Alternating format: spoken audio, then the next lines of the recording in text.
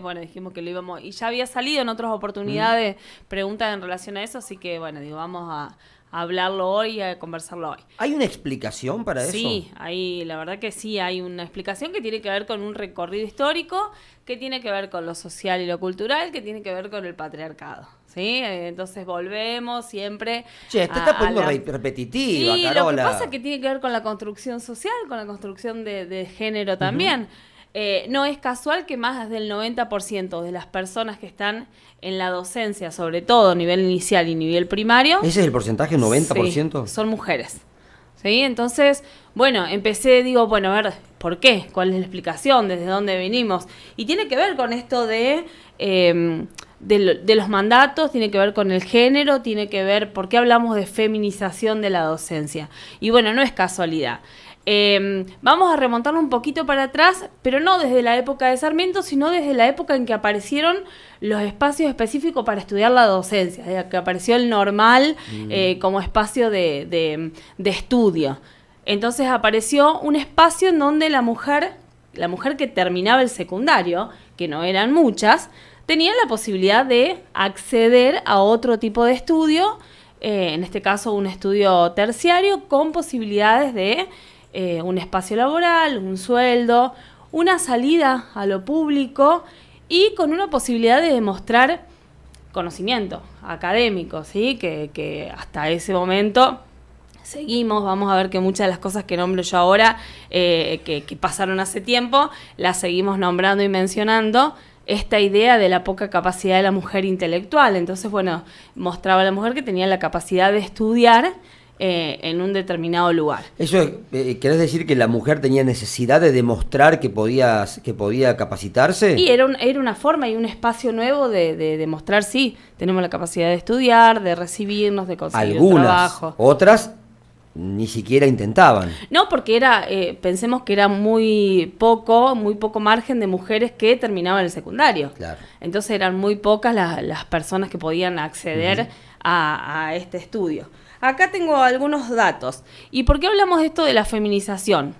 Porque en esta profesión tenemos una idea totalmente biologicista, ¿sí? Entonces pensamos en la mujer, qué características y qué estructuras de este patriarcado tiene. La mujer es la que va a ser mamá. Es mamá. Claro, entonces innatamente tiene esta cosa de cuidado, de paciencia. Por eso la maestra es la segunda mamá. Claro, y ahí empezamos a ver qué idea nos hacemos socialmente de la seño. La segunda mamá, la que tiene paciencia, la que es amorosa.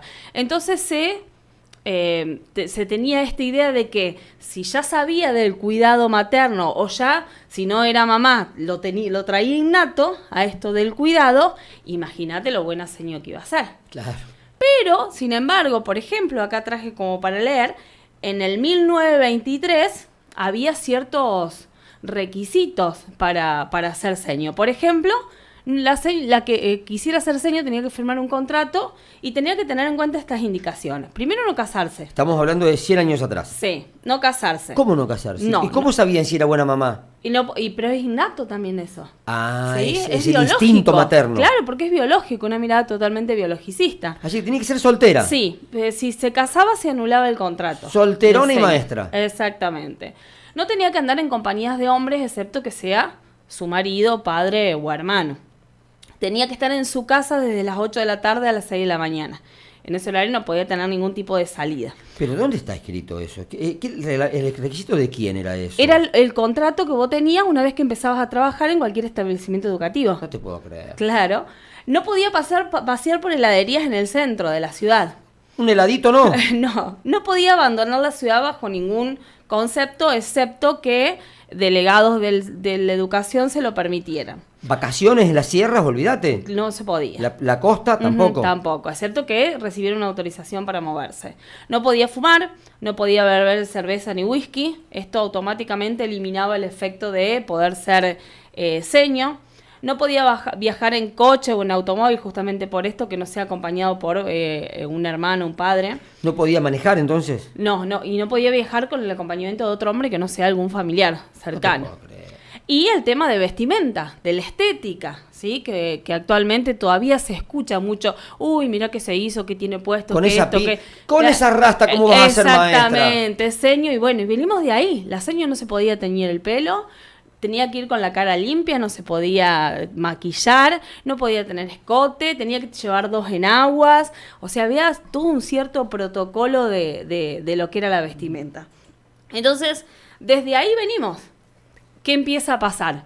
Los varones, por supuesto, que no toman como opción el trabajar de maestro, con todos estos requisitos, más esta idea de que, bueno, que era un trabajo que era para compensar, para que la mujer pudiera salir y después más adelante para compensar y aportar algo en el seno familiar. Si era poco, bueno, no importa si era poco el sueldo, pero total puede aportar algo a la familia. Claro. ¿Sí? Entonces también venimos con esta idea, por eso también cuesta socialmente todavía que se nos acompañe, por ejemplo, en una lucha docente salarial. Es muy difícil que una maestra o un maestro sea jefe de hogar hoy en día, que Sí. sea sostén de hogar. Bueno, y a la vez, si vamos a lo que es estadístico, también es difícil encontrar, si se quiere estadísticamente, mujeres que todavía estén en un matrimonio monogámico desde mucho tiempo, ¿sí? Si vamos a un nivel inicial del primario nos encontramos con muchas mujeres que crían solas, que están separadas, divorciadas, viudas, solteras. Hay mucha cantidad de mujeres en esa situación. Porque en la sociedad se da eso. Exactamente, pero todavía seguimos con esta idea del sueldo bajo, por ejemplo. Esto queda muy, muy arraigado. Bueno, ahora, perdóname, sí, ya te dejo escucho. seguir. Cuesta creer que todo esto pasa en un país donde el máximo referente de la docencia es un hombre.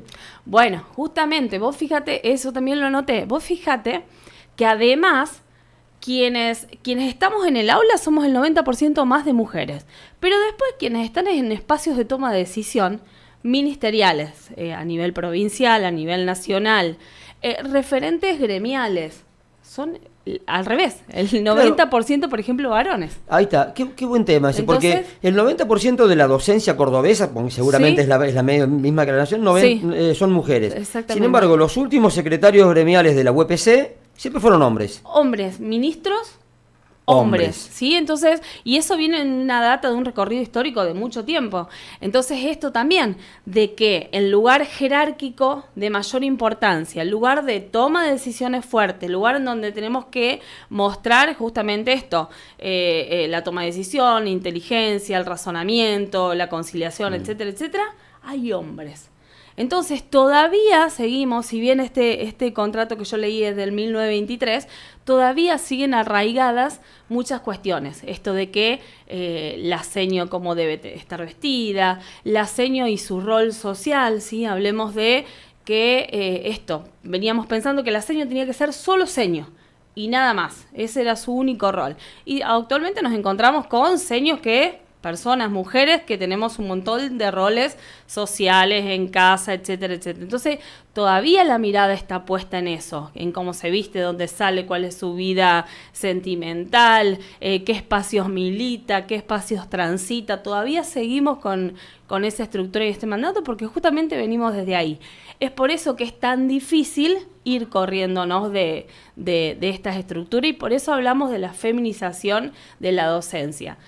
Nada es casualidad, ¿sí? Entonces tenemos una mirada que es biologicista, una mirada que está cargada de estereotipos y mandatos, y bueno, por lo tanto, yo siempre digo que es un espacio en que quienes han tomado decisiones también siempre han sido varones, entonces es un espacio que ha tenido cierto adoctrinamiento o ciertas condiciones para el desempeño del ser docente.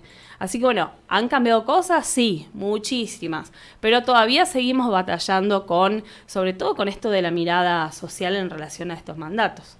Caro, muchas gracias. Gracias a ustedes, nos vemos el miércoles. Carola Carranza, la columna de género de los miércoles. Radiosudeste.com.ar, el diario electrónico que elegís todos los días.